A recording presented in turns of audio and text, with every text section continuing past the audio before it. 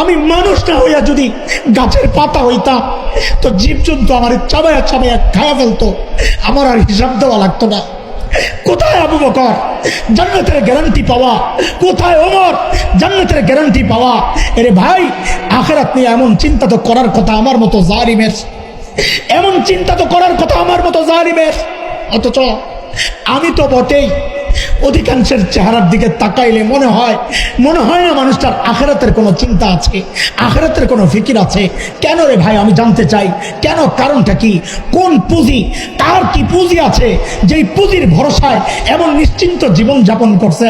কোন পুঁজির আশায় বলেন, কোন পুঁজি? আরে ওমর তো জান্নাতের গ্যারান্টি পাওয়া, আবু বকর তো জান্নাতের গ্যারান্টি পাওয়া। আমাকে আপনাকে কে গ্যারান্টি দিল যে আমাদের মৃত্যুর যন্ত্রণা হবে না? আমাকে আপনাকে কে গ্যারান্টি দিল যে আমাদের কবরের আযাব হবে না? বলে কোন ভরসা এইভাবে চলছে? চুল পাইকা সাদা হয়ে গেছে, এখনো গুনাহ ছাড়তে পারি না।